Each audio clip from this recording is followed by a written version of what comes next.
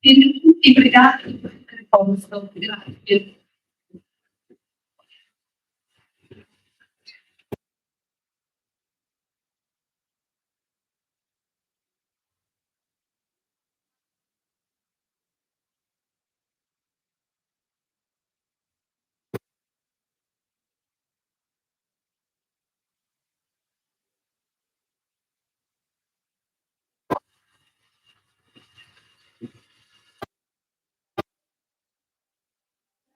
Study the University of Dalla, vice president of teaching, research, international relations, and technology transfer, head of department, and rector Andy Gibson.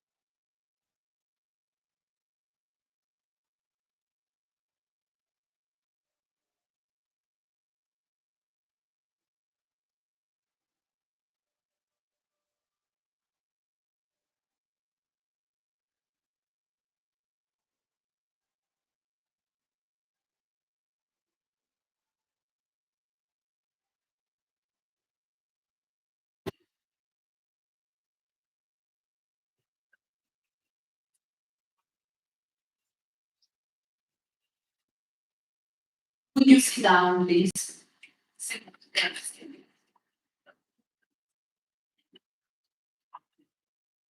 The rector of the University of Siena, Professor Roberto Di Pietra, is going to take the floor.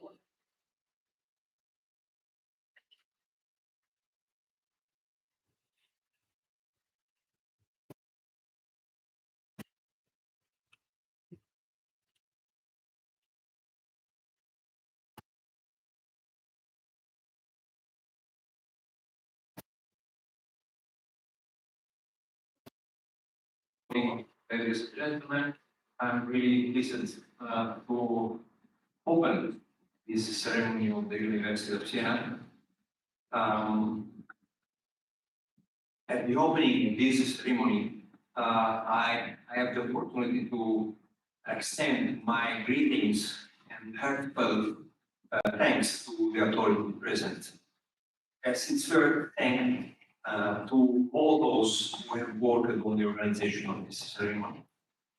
Greetings and heartfelt thanks, not merely formality, to our distinguished guests, Professor Yann LeCun, Professor at the University School of Engineering. We are pleased and honored by your participation in this ceremony at the University of Siena. A few days ago, I started to think about this speech, and I started to write it. Yesterday, I asked to ChatGPT to create some element, and I have asked what I could write to introduce the laurea compared to Yann LeCun. In 30 seconds, I had an answer. But believe me, I don't like it.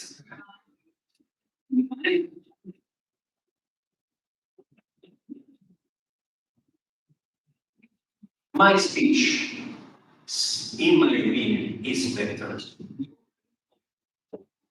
Firstly, because I would like to start telling you something about the University of Siena.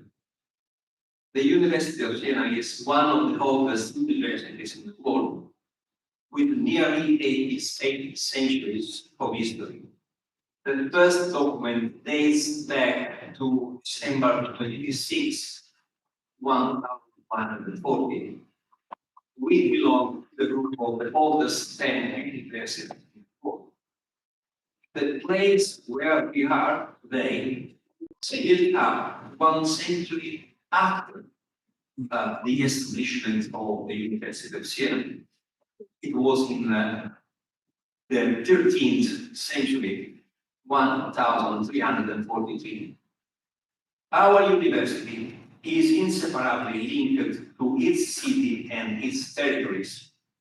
Yet it has always been a part of an international network of relationships.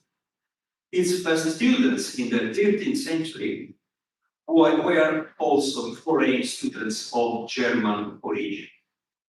The University of Siena is an institution characterized by a wide variety of richness of disciplines operating in numerous areas of science and knowledge, from experimental science of economics, law, politics, and social sciences, from medical sciences to literacy, philosophical, historical, and artistic disciplines.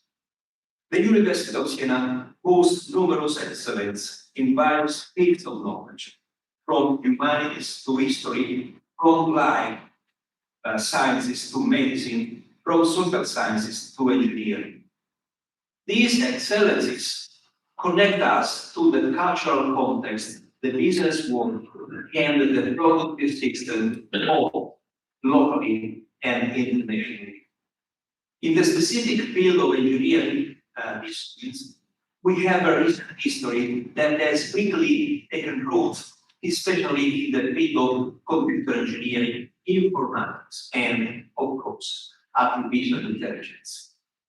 This establishment has not only impacted our study programs, bachelor's, master of science, and PhD programs, but also research activities and the dissemination of knowledge, thereby creating numerous relationships between with the business world. These relationships in the Tuscany region have led to the creation of the company network called Siena, with the contribution of the Monte dei Paschi Siena Foundation. Furthermore, these relationships in the same regional territory will allow us to acquire a supercomputer through the creation of a specific joint venture between the University of Siena and a network of companies, with a total investment of over €1 million. The honorary degree we have the pleasure of conferring this morning perfectly aligns with this research field that characterizes the University of Siena and concerns the field of artificial intelligence. The honorary degree constitutes recognition of a journey, the maturation of experience and knowledge, and many achievements made available to the institutional scientific community. The honorary degree is both an act of recognition and a form of gratitude for the contribution made to science and knowledge. This decision was made by the University of Siena when this year we decided to confer the degree in artificial intelligence and automation engineering to Professor Yann LeCun, confirmed by the Ministry of University and Research last month of April. We have made this decision because, like all the universities in this country, our institution is a place of science, knowledge, and culture, and it must remain so in the face of any attempt to legitimize pseudosciences and anti-sciences belief. Today, the University of Siena has reached its alumni association with the new graduates who rightfully became part of our community. Finally, let me invite our guests and all the participants to enjoy our ceremony, and let me thank you all for attending these moments in our university. Thank you so much.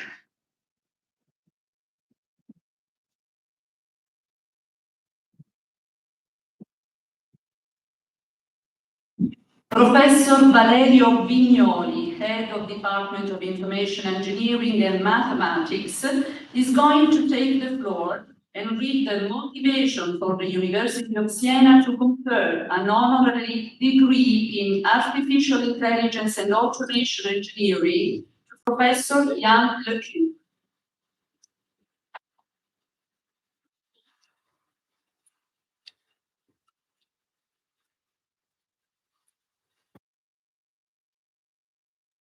Esteemed director, colleagues, distinguished authorities present. It's an honor and a pleasure for me to be here today to introduce the award of the laurea honoris causa in artificial intelligence and automation engineering to President of the Congress. This award was strongly desired by the Department of Information Engineering and Mathematics for the outstanding scientific profile. A researcher who has given and is giving significant contributions in several research fields, starting from machine learning to computer vision, mobile robotics, computational neurosciences, just to name. In addition to his academic achievements as engineers, we appreciate the attention paid by Professor LeCun on practical applications. From this point of view, I just want to mention his contribution to the field of optical character recognition that we have all experienced. The scientific profile of Professor LeCun is evidenced by the numerous recognitions he has received all around the world. Among these recognitions, one stands out, the Turing Award. He received the Turing Award in 2018 together with his colleagues Joshua Bengio and Geoffrey for the theoretical and the engineering breakthroughs in the field of deep neural network. The Turing Award, which is also known as the Nobel Prize in Computer Science, recognizes him as one of the most influential researchers in the field of artificial intelligence. Even if in a few minutes, I hope to have effectively outlined the reasons why we are gathered here today to hear this. Before leaving the floor to my colleague, Professor Marco Fori, I just would like to express my sincere hope that this event, along with the remarkable achievement of Professor LeCun, will serve as the inspiration for future generations and all the researchers of my department and of our university.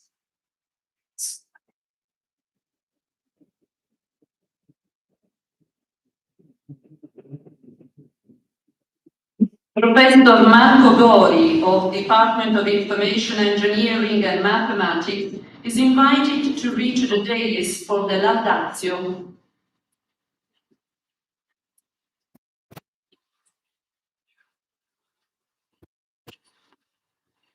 So, good morning. And first of all, I would like to thank the partners present and all research is involved in this work of new symbolic learning, reasoning, and learning. And the participants also the other parallel workshop that we are going to organize today is parallel work of the companies which has been organized by the Siena Artificial Intelligence Foundation. And I want also, of course, to read the colleagues from the University of Siena. Now, in movie, you see the professor at the prestigious Grand Institute of Mathematical Science, and is also a chief scientist at Meta. And well, his research activity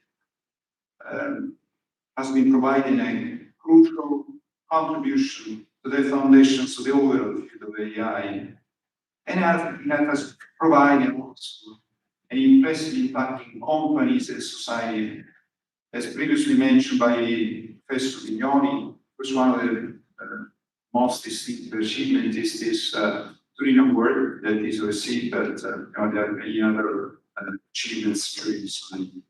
So the analysis of his contribution that I'm briefly going to present covers the impact of his research in complex society, as well as his pioneering role in establishing foundations on neural networks and AI. And this second part is, at least for me, very important, maybe because of my age and maybe because I was starting my activity more or less at the time to which Professor LeCun got his important contribution. So let's start briefly with impacting companies and society. Well, I believe that has elapsed since technologies on large language models have appeared in the web. I think the lives of most of us who work with information have been utterly transformed. Maybe most, perhaps even all, of what we need to do can be nowadays provided by intelligent agents, which are, however, still exposed to dramatic mistakes. Regardless of the position one can maturate on the impact that this technology will have in society, we believe that the novelty of generative autonomous mechanisms for language generation, in any case, will have a profound impact on society, education, and geopolitical issues.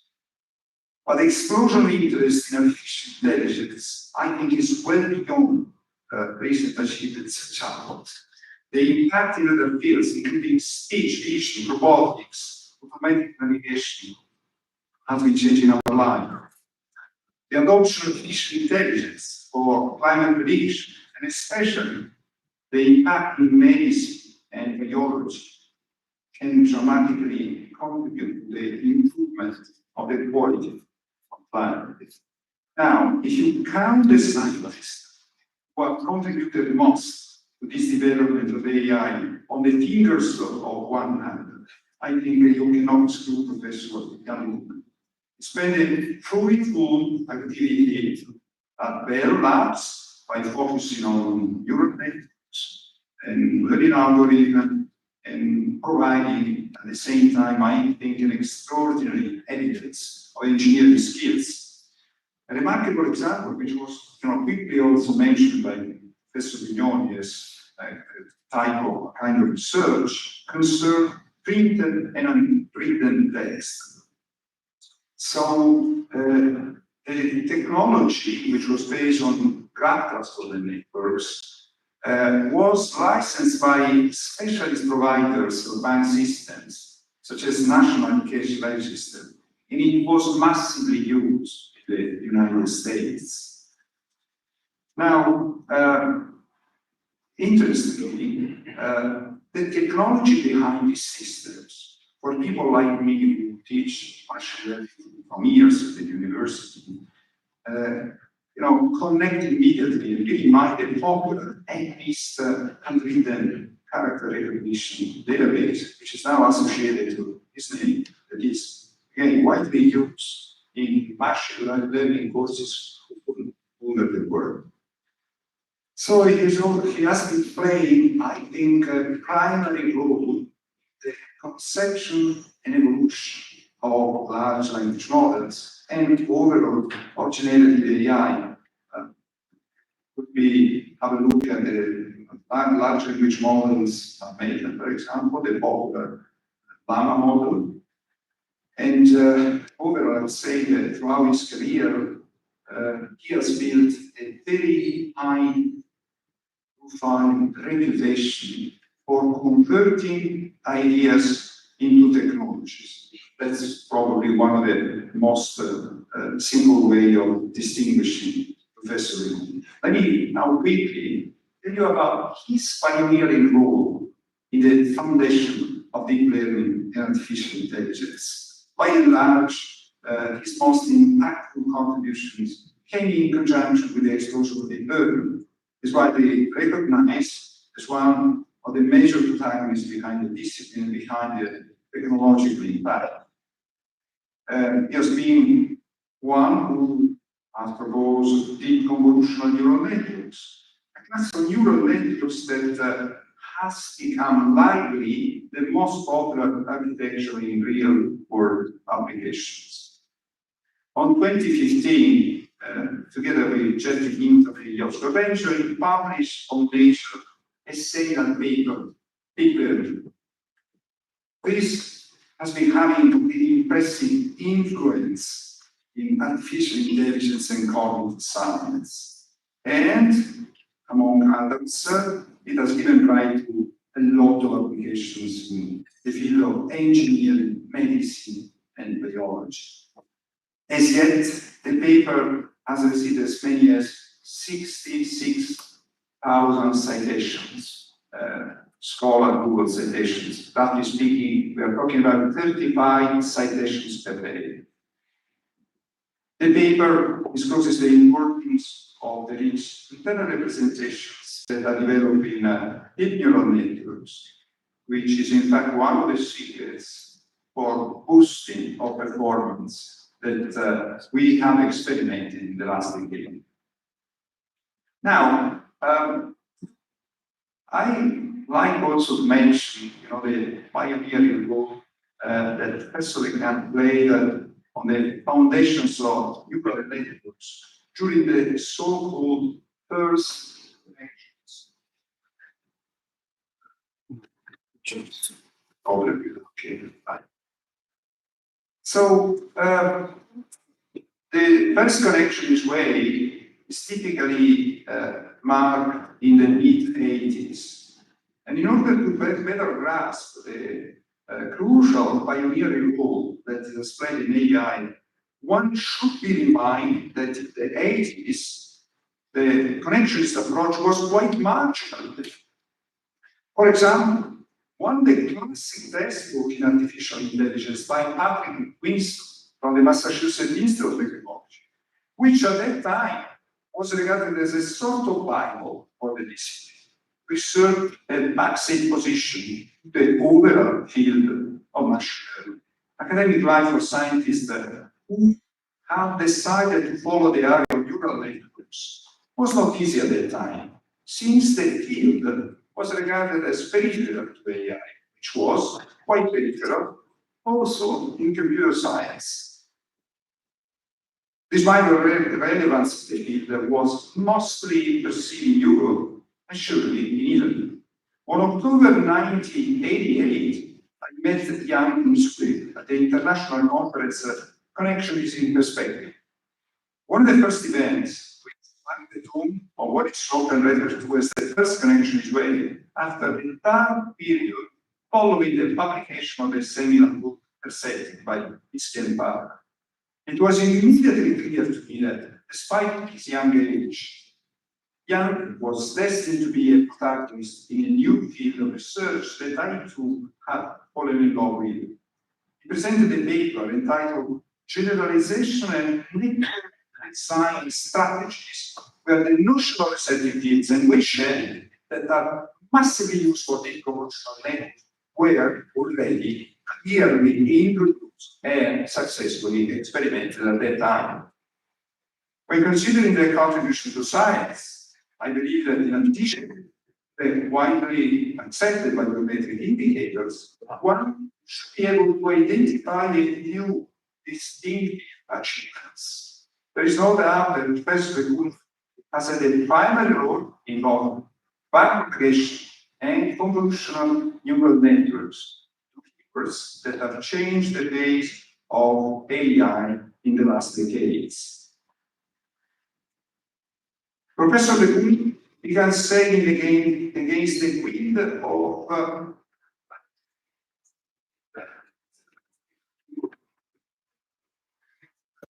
discourage the adoption of huge networks because of parameter volatility, which was one of the concerns for years. Its long-standing coherent studies in promotion of the connectionist approach, the intuition on the role of specific architecture, the pioneering role adopted in backpropagation and promotion in conjunction with deep neural networks of huge dimensions are the clear sign of his long-term vision and strong foundational scalability. However, his research path is also and maybe primarily characterized by his extraordinary ability in the engineering of large-scale systems, which is in fact one of the major reasons why the field of artificial intelligence is so popular nowadays. He recently proposed a path towards autonomous machine intelligence, where machines learn more like animals and humans, can reason and plan, and are driven by intrinsic objectives rather than by hardwired program, external supervision, or external reward.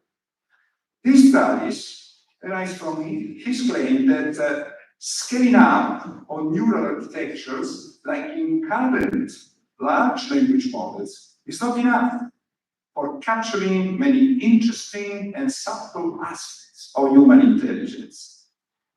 This path on autonomous machine intelligence surely intersect the research interest of many participants to the workshop on neural symbolic learning and reasoning, which is about to start. So, like other top-level scientists in the history of science, I think Professor LeCun began his career sailing against the wind, against the mainstream, but ultimately strongly contributed to land in the current exciting territory of AI. In conclusion, I turn to you, Yann, to express my gratitude for having accepted our invitation to confer upon you this large honorem. We are enthusiastic and eagerly looking forward to follow your research studies.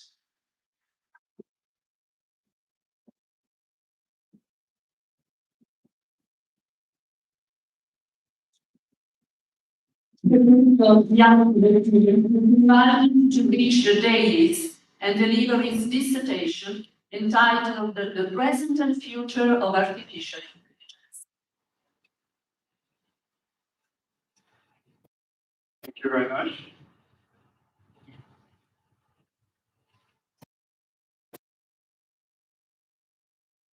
I will be here among you. I was anticipating that. It's the emotion.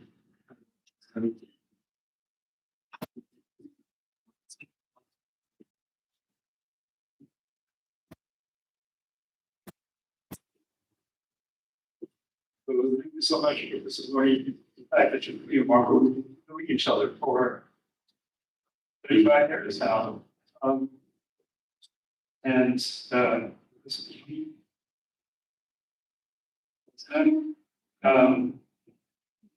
This is everyone here again. It's a huge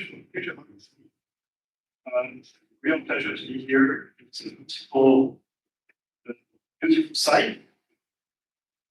And I'm going to tell you a little bit about the present and the future of AI, as I see it, and perhaps thought it has the future of AI.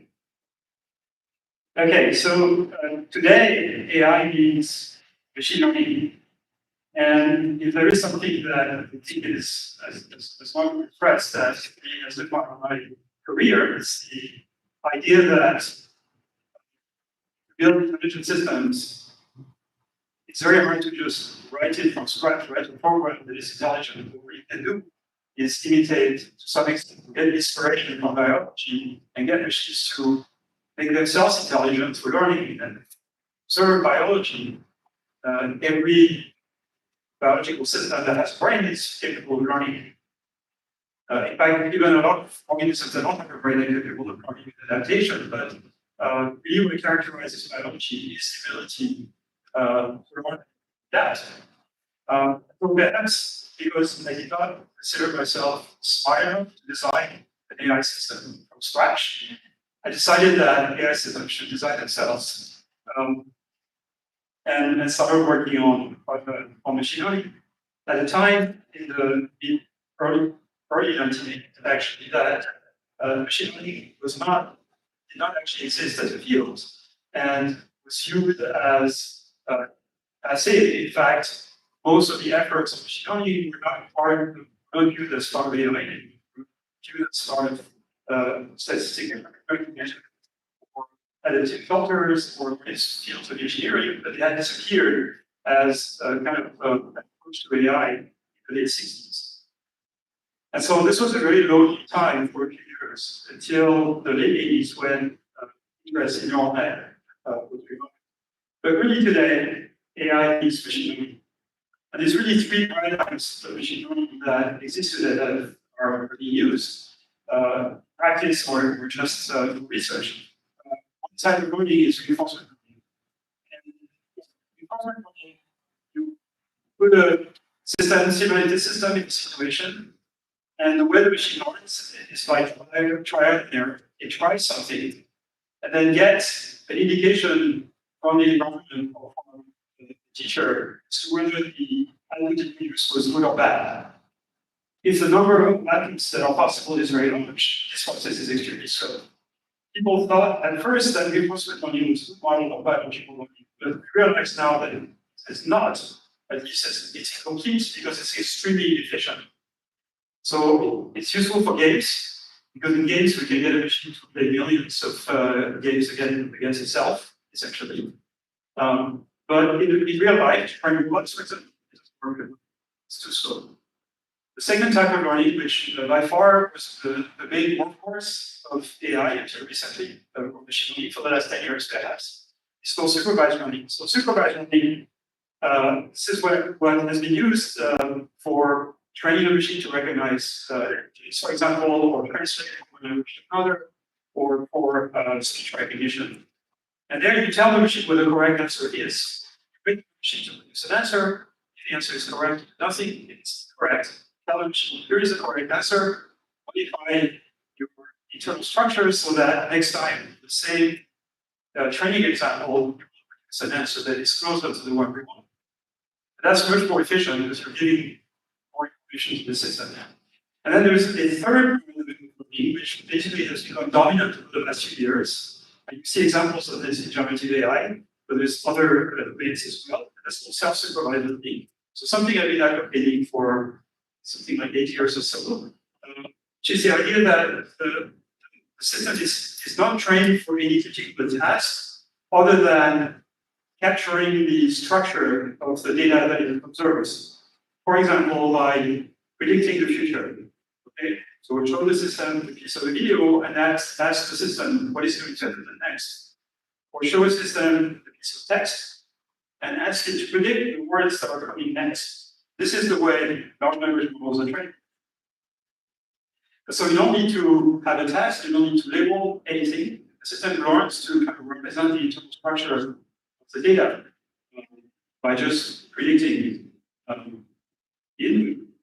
And it's really taken over the world recently. But it's not about supervised learning first. I really was to say it applies to every academic learning, but it's easier to understand it because it's supervised. So let's say I need to train the system to distinguish images of cars from images of airplanes. What I need to do is connect millions of images of cars and airplanes, and then show the image of the car to the system. Ask it to produce an output. If the output is car, don't do anything. If it says airplane, or something else.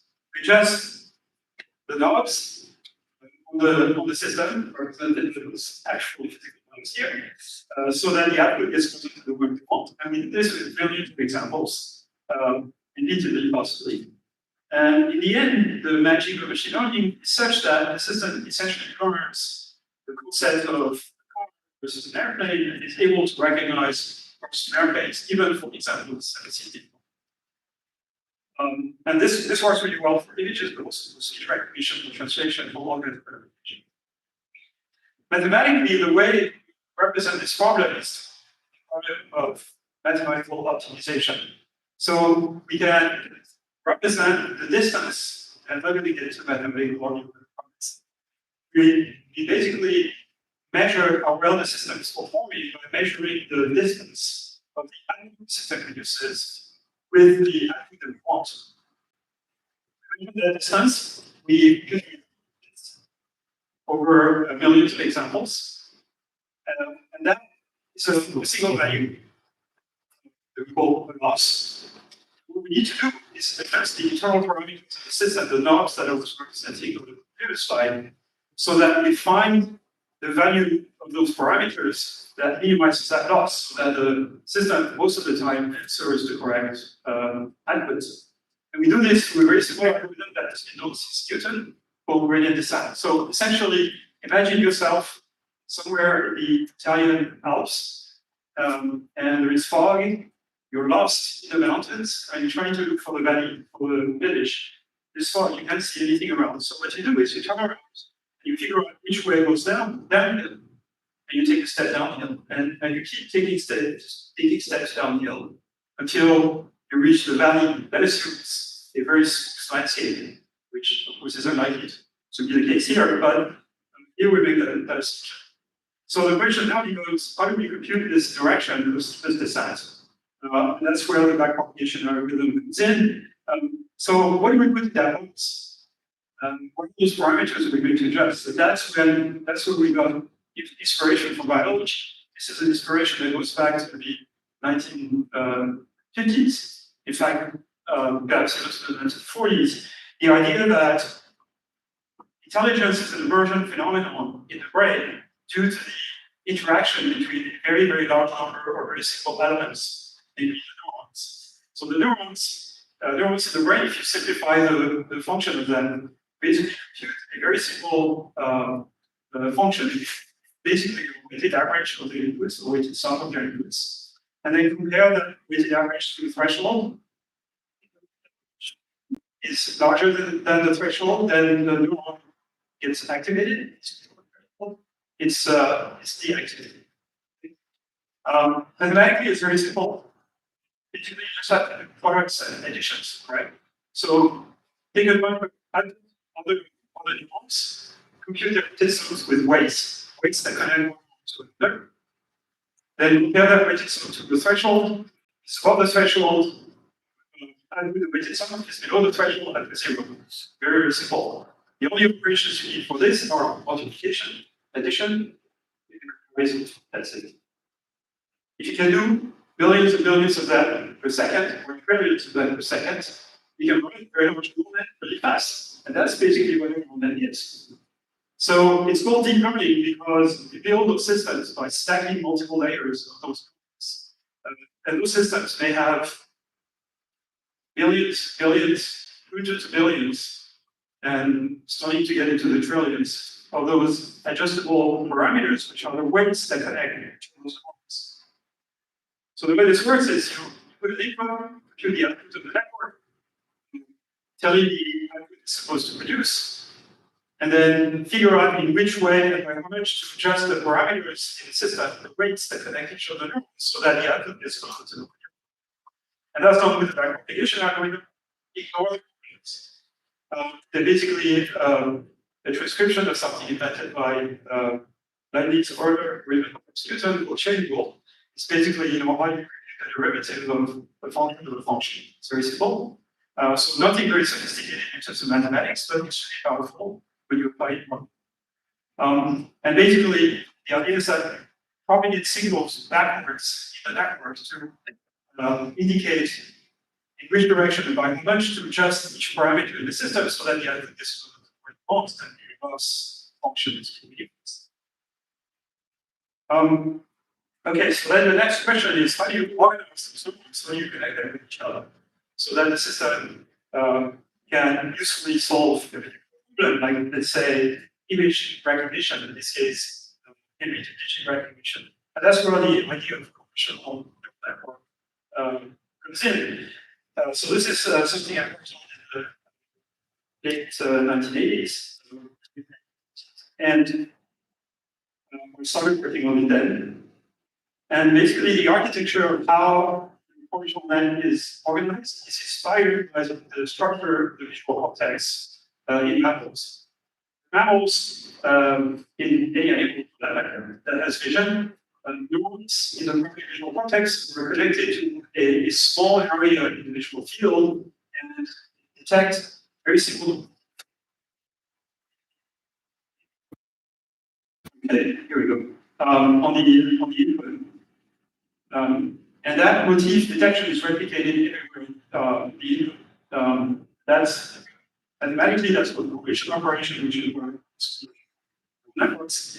And those have been extremely successful, back in the late 80s, early 90s for recognizing handwritten digits. We did not apply them to anything else because we just didn't have any data that was available on the computers, not very powerful at this time. And so we could recognize digits, we could recognize multiple digits. This is an example of one of those systems that was applied. And then the field lost interest in this kind of technique in the mid-90s. And for almost 10 years, most people dismissed neural nets as being useless, interesting, curiosity perhaps, but not really something that should be studied seriously. And it's because partly the theory to explain how neural nets function was very difficult. Neural nets are very, very complex objects, and any kind of theory you can write is only sort of an approximate representation. And so people dismissed it because they could not write a theory for it. Whereas other machine learning algorithms were difficult to understand and mathematically. But what happened in the meantime is that around 2012, my colleague Jeff Hinton and his students started implementing convolutional nets on GPUs, the same processors that I used to rapid rendering, which was starting to be very important. And those systems are, those cards are designed to perform multiplication and addition. That is an extremely good thing. So they were really appropriate for nets, and they were really cheap because they were designed for gamers, essentially. So they implemented convolutional nets on this and got incredibly good results on the standard benchmark ImageNet that was in 2012. And this kind of really revolutionized the field of computer vision and any things like driving assistance systems for cars. Every car sold in Europe nowadays was called an AEBS, Automatic Emergency Braking System, which means detect obstacles and cause the car to automatically brake for collisions. Those use convolutional nets. 80% of the market is dominated by a company called Mobileye, which is Israeli company, and then various other players. They all use convolutional nets. So this thing, it reduces collisions by 40% stage lives. It's made enormous amount of progress. Enormous amount of progress. It's the demo that was get by my colleagues at Meta a few years ago that shows that those systems can not only detect and classify them, but also detect human figures and identify their pose.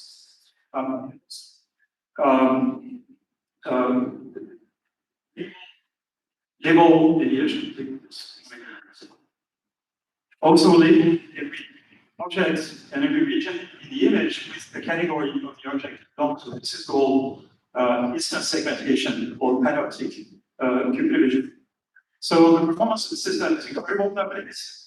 This is not to say that computer vision is a completely solved problem, but really the performance, if you can have enough data, is incredible. And this is open source, it's called Detectron 2. It's really very good. This has caused a lot of progress also in things like medical imaging. So this is some work by some of my colleagues at NYU in the radiology department, part of the medical school, where they use self-supervised learning in combination with other things and convolutional nets to do things like detect tumors in membranes. Other work in collaboration between NWA Radiology Department and Dalla, the Fundamental AI Research Group, which basically uses deep learning for restoring the quality of MRI images. So basically, those systems produce very high quality images, MRI images, with 1/4 of the time that it takes normally to collect the data. So instead of having to lie down in a noisy heavy magnet for 40 minutes, that can be reduced down to about 10 minutes with the same quality. That's because of the properties that we can use in the AI system to restore the quality of images. There's a lot of applications of convolutional nets and other deep learning techniques in neuroscience, in science in general, but science in particular. Convolutional nets now are the sort of dominant model that neuroscientists and psychologists use to explain how the visual system works. There's similar efforts to basically use the deep learning systems that have been trained on language to try to explain how the human brain understands language, but that doesn't work really as well, which seems to indicate that the current models that we have for language understanding do not reflect the way that the brain understands and produces language. As I said, lots of applications of deep learning science, particularly in quantum physics, high energy physics, in astrophysics, in chemistry, material science in particular. Just one example of a project that was started a few years ago by my colleagues at Meta. It's called the Open Catalyst Project. And the idea there is that we need to solve climate change. And one possible approach to solve climate change is to solve the energy storage problem. We're able to store electrical energy. We could cover a small desert with solar panels and just produce hydrogen instead from water by separating hydrogen from oxygen. And the problem with this is that processes that are known to do this are either scalable or inefficient. But they're not both scalable and efficient. And when they are efficient, use utilities like platinum, and that's not scalable, it's too expensive. And the ones that are scalable are not efficient. So the goal of this is to use AI to discover new compounds, new catalysts that might facilitate the electrolysis of water. But at the same time, are scalable, use common chemicals. And the data is open, so the data basically is generated by doing DFT simulation very large scale, as a supercomputer at Meta, distributing the data and asking scientists around the world, can you train an AI system to extrapolate that data and basically invent new compounds that could help with that. So this is an ongoing project, but very risky, but very interesting. And as I said, deep learning protects lives in the environment at the moment. It's used for all kinds of applications in transportation, etc. Okay, let me switch gear a little bit. So I talked about those three paradigms of learning: reinforcement learning, supervised learning, and self-supervised learning. And I'm going to focus on self-supervised learning now because this is really the future. It's the present as well. It's really has revolutionized AI or machine learning in the last 5 years or so, 5 to 7 years. And if we want to find some sort of analogy or metaphor of learning or machine learning with this beautiful chocolate cake here, we could think of self-supervised learning really representing the bottom of the cake. This is really where most of learning takes place. And then to learn a particular skill, you can learn in supervised mode. That would be like the icing on the cake, a small piece of the cake, important but small. And then reinforcement learning is just for kind of final fine-tuning. And that's a bit like the cherry on the cake in terms of relative importance of the three paradigm. And so one has to accept the fact that machine learning really sucks today. You have to pardon my French. Compared to humans and animals, our machines today really don't run very well or very fast. As Michael was saying here, things like large language models make pretty mistakes. They hallucinate. They produce bad speeches.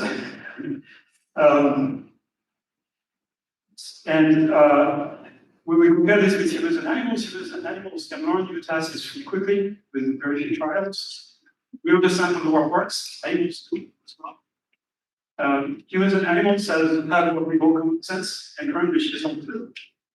Okay, so self-supervised learning is really what has taken over the world. I can explain a little bit what it is. Let's say we have this video, we show the initial segment of the machine, we ask it to predict what's going to happen next, and then we reveal what happens next. And we hope the machine will adjust itself to do a good job at predicting what happens next. And when I say what happens next, it's not necessarily predicting the future, it could be predicting the left half from the right half, or the past from the present. It doesn't really matter. In fact, the way it's used in the context of natural language processing is the following, or the way it's used for a lot is the following. You take a piece of text, you correct it by removing some of the words, replace those words by a blank marker mask, essentially. Then you take this corrupted text and you run it through a very large neural net, and you train this neural net to predict the words that are missing. In the process of doing so, the system learns an internal representation of text that integrates meaning, syntax, grammar, just everything. And so you can use the internal representation of the text learned by the system as input to a subsequent task like translation, hate speech detection, summarization, anything you want. And this works amazingly well. It's called denoising autoencoder. It's an old idea. If you combine this with a particular architecture of neural nets and transformers, which you can think of as a different family of convolutional nets, there's two big families of neural nets nowadays, convolutional nets and transformers, and very often they're combined, actually. Then you can train systems to translate very, very easily by basically taking two sentences that are translations of each other and masking different parts of those two sentences into transformers. You can train those systems to produce dialogue. So this idea that you can talk to a dialogue system is very old. Pascal actually has been working on this for a while. So Pascal Fong here, Professor Pascal Fong from University of Science and Technology here today.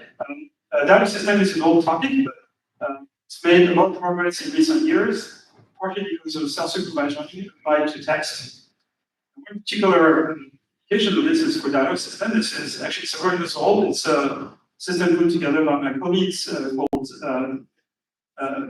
multimodal random. It's a dialogue system that actually understands images. We can comment and make up stories about images. So this is years before ChatGPT. So another example here is a system called non-version behind. It's a system again put together by some of my colleagues at Dalla that can translate 200 languages quickly in any direction. And it's the magic of it is that it's trained. You don't need to have parallel text to train that system between all the 4,000 and 40,000 different directions. In fact, the system has been trained with only data that only represents 2,400 or 2,500 of those directions. And yet the system can translate from any language. With those are the 200 languages that it understands. Actually, several of those are spoken. Not just Italian. There's some idioms where it's idiom.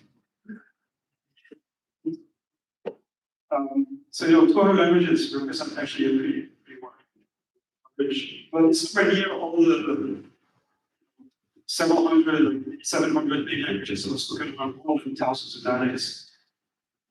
So this works pretty well also for speech recognition. We can now create really good language speech recognition systems something on the order of 10 minutes for transcribed speech in any language. And that allows to fulfill the desire that also was expressed in the speak, which is you can now have speech recognition systems that work with very rare languages for which you don't understand. In fact, my colleagues put out a system recently that can recognize speech in 1,100 languages. It's a single system, it understands 11 languages, or at least can transcribe them into text. So that's pretty amazing. Similar techniques, this self-supervised learning technique, instead of being applied to text, has been applied to DNA sequences. So we replace the words by, amino acids, essentially. And those systems are able to learn representations of biological structure that captures a lot of the complexity around it. And so now you can use those systems to predict the conformation of proteins, which is a major advance. So two major groups working on this. One at DeepMind, they produce a system called AlphaFold 2, which can be used by millions of researchers around the world. Another system produced by some of my colleagues, or no, former colleagues, called ESN-Fold and ESN-Fold 2, which can predict, again, the conformation of protein, and also can be used for designing new proteins. So drug design is going to go through a revolution over the next few years, because we can now maybe, okay, actually, hello, thank you so much. We can now design a sequence of amino acids so that it will take a particular shape and then bind to a particular location in the cell, for example, and then have a particular function. So this is likely to revolutionize medicine in many ways. My colleagues put together this database of 650 million proteins. They're predicted to be structured. This is used again by thousands of researchers. So open source, it's really. Okay, so this is the present. So we've been talking about generative AI for months, at least, in the public. Of course, the research has been years, so for us, it's really nothing. And here is how recursive LLMs work.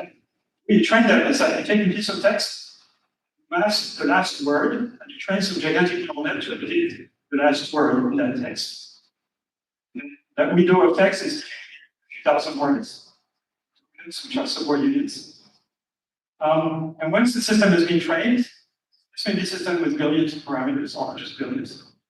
When the system has been trained, you can use it to just produce text, because it knows how to predict the next word, but it knows a piece of text. So you write a piece of text and then ask it to predict the next word.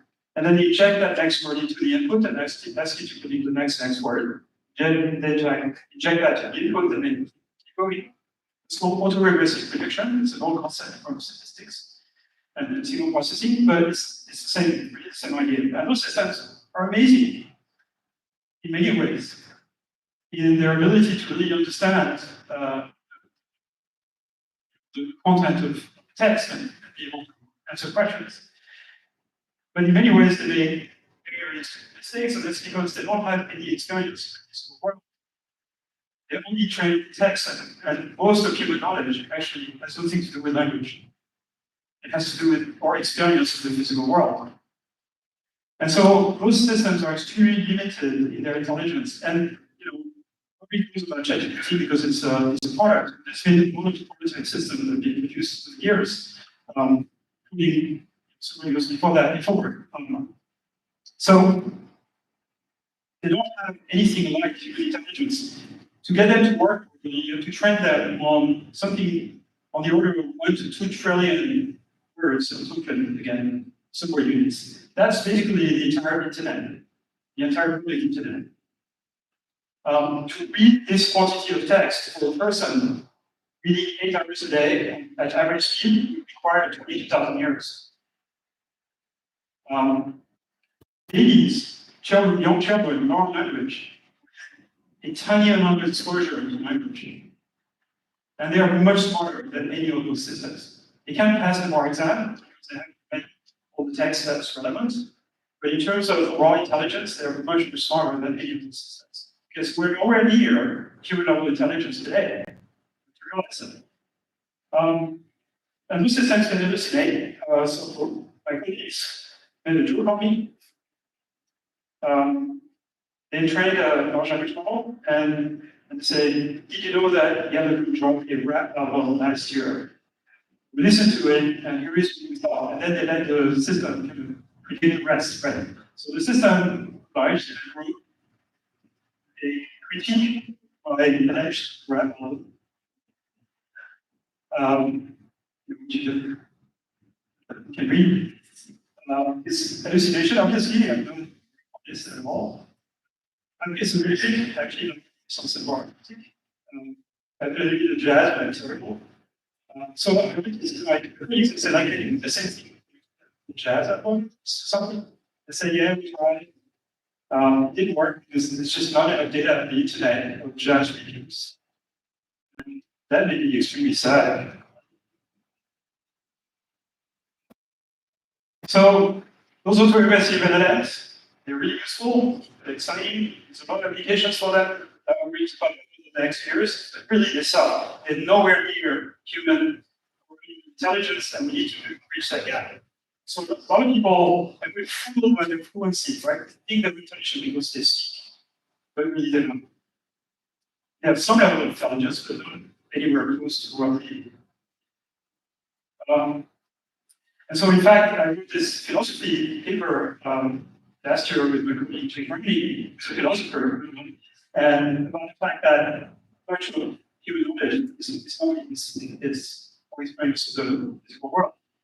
People in various areas have written critiques of them saying they can reason, they can plan.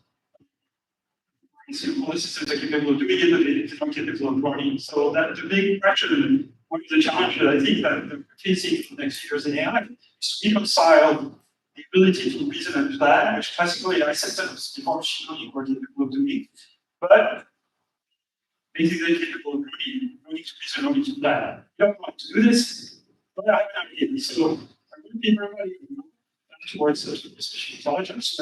Also, it's not finished research. It's basically my vision for where AI research next 10 years. So the kind of paper that you get to do when you during the work. If you do this while you're a student, people will laugh at you. All the attention you can put the inside and split up the stuff, which is planned for the future. Can you? So it's based around this idea that some sort of motion architecture is architecture is basically basically the central piece of that idea is the idea that we have a monolithic world, and intelligent machine should also have some internal net of the world that it can manipulate reason. And I call this objective-driven AI nowadays. Because when I say autonomous machine intelligence, people get scared. They say, well, autonomous, what are you talking about? You mean machines found to teach themselves? And you mean autonomous? This is scary. So I call it objective-driven. And the basic idea of this is that system has a model that allows you to predict how the world is going to evolve. So you have this idea of some and particularly is able to predict what's going to happen as a consequence of its own actions. If you can predict what's going to happen as a consequence of your own actions, then you can plan.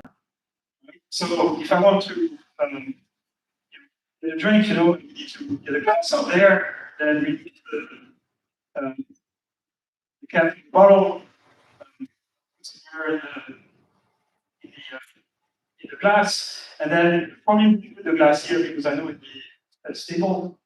I would not put it here because it's slanted, the glass is still. So I have this mental model that allows me to kind of plan a sequence of actions that will actually result in the result I want, which is do a glass of water can drink. So that's the idea of objective-driven objective. Systems has an objective that it sets itself, and then it infers a sequence of actions that, according to its own algorithm, will satisfy this objective. So it could be like steps, right? Because an action we can take a second action, I can predict the resulting outcome of those two actions according to the model, and then check whether those things will satisfy the objective. And perhaps I can put some other objectives that guarantee that the system will only do things that are safe, will not do crazy things that will hurt the users or something like this. And one thing that humans and animals can do also is plan. So let's imagine, for example, I want to from New York to Paris, and I'm sitting in my NYU office. I do this in Paris, for example. What I do to plan this is that I first represent the situation at a very high level of abstraction. We say, well, first I have to take a taxi to go to the airport, or maybe take the subway. I have to go to the airport and catch a plane to Paris.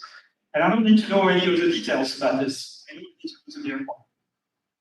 Okay, so now I have to plan how to go to the airport. I have to get out of the building, hail a taxi on the street, which you can do in New York. How do I get out of the street? I have to stand up from my chair, take the elevator, up the stairs, go down the street. How do I get out of my chair? You know, to activate my muscles in a particular way. And so we're planning those actions without even thinking about it practically, all the way down to millisecond by millisecond muscle control. And this type of priority planning, no idea how to do this with AI systems at the moment. We don't have any example of this working.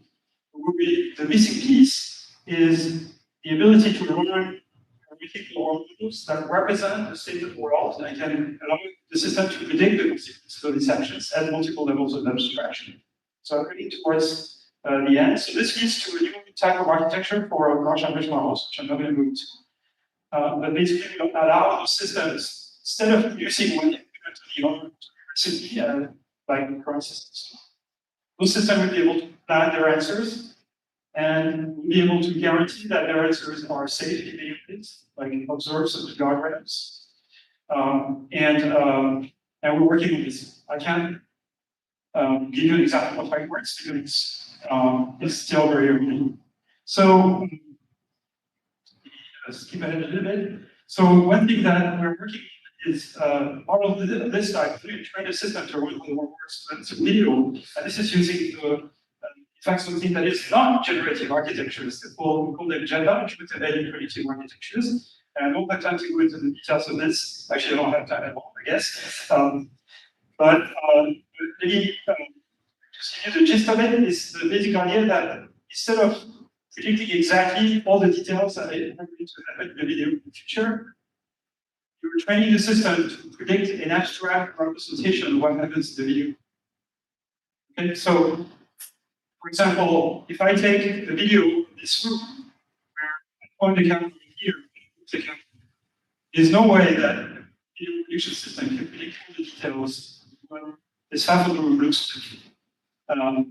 The clothes everybody is wearing, their age and gender, what the floor looks like, what the painting of the wall looks like.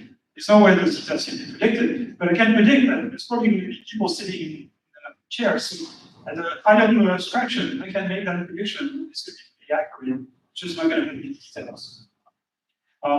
So that's the idea of making predictions in representation space, and that would allow us to build models, predictive models, particularly in models in which some of those general architectures where one of the inputs to the predictor is an action that I choose to take, the system I choose to take.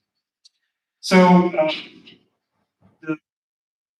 so what I'm asking people to do now, I'm used to making recommendations in AI research that are not popular. I don't know which word you use, but I don't against the mainstream, if you want. And I'm asking people to basically abandon generative models in favor of those joint embedding architectures. Because although generative models work with text, they don't be abandon basic modeling because if you use algebra, you can use probability, mathematics probabilities modeling. And then abandon a couple of the things which are more technical, so they're very popular. So we use this architecture to actually train image recognition system, and I have more details. Just to give you a gist of how this works, take an image, you correct it, like I see a piece of it. So it's the same idea as the text. Then you run both images, and then you train the representation. You train the system to predict the representation of the full image from the representation of the partly masked image. And that works really well. The system trains this with those representations of images to the point that you get really performance on stability of the things and other more details again. And then perhaps at the end, this works with you, you're going to be able to integrate this. Even more architectures that are trained with video, work on this, which I'm going to explain with flashing pictures, which perhaps will allow us to do this architecture systems that can reasonably plan and this could make sense perhaps. Okay, so working with all these things, you're working with objective-driven systems for data, controllable, steerable, safe, and the taking messages that is whatever is false. So my prediction is that it will disappear in the future. Be replaced by things that are more objective. Because they calculate they're going to be made safe, really. We're still missing essential concepts to reach perhaps the minds of those war models that was talking about. And this is war model we use using strategy, general architectures, and then we'll assemble this in those objective-driven architectures in the future. How long is it going to take to reach a level of AI? I mean, years to decades. It's usually important. There's no question it will happen. There's no question that as we break through the future, we will have machines more intelligent than humans. All domains for humans. We already have machines that are smarter than humans in very developed domains. Eventually, they'll be smarter than us in every domain. Should we feel threatened by this? No. Because we all have basically intelligent assistants helping us in our daily lives. And it would be like one of us has a staff of people working for us that are smarter than us, which is the ideal situation. As the business taking a political leader, the best thing you can do is hire people who are smarter than you. You shouldn't feel threatened by them. It's exactly that, actually. So this is going to amplify human intelligence. And basically, perhaps cause a new renaissance. Italy is famous for basically it started a renaissance for certainly arts and music and cuisine. Cuisine is the sign of Italian cuisine. Architecture. So all of this was enabled by the invention of the materials, disseminated knowledge. AI is going to be the main tool for disseminating knowledge and for people to acquire knowledge. AI platforms are going to be the repository of all new knowledge that all humans access. So I think it is going to cause a new renaissance for humanity that is similar to the previous renaissance. Or the enlightenment.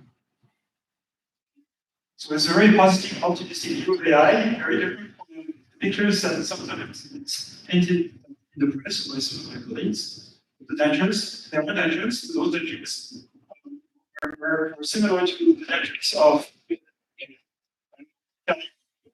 project. This is very difficult to build objects that are safe. It's very difficult to build AI systems that are safe and operational. It's an engineering movement.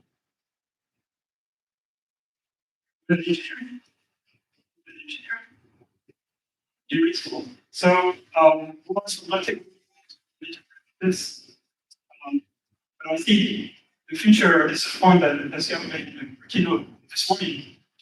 In the future, because AI systems need to be open source.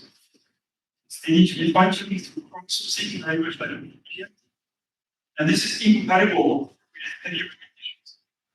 If you think AI systems are dangerous, going to be ban the activity that necessary resource. This is, in my opinion, treating also similar. And what I found in the discussion with political leaders in our cities is that the US seems much more committed to regulate AI than certain European countries, particularly for instance against revolution demo, which is the current government very much in favor of taking advantage of performance for economic development. Thank you very much.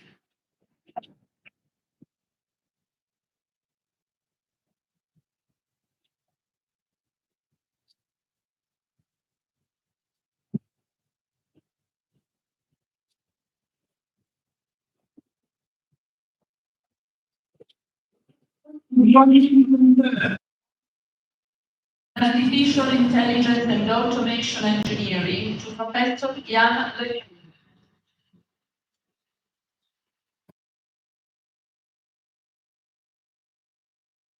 Professor Yann LeCun, per l'autorità conferita dalla legge, la proclamo dottore magistrale ad honorem in Artificial Intelligence and Automation Engineering, Siena, 3 luglio 2023.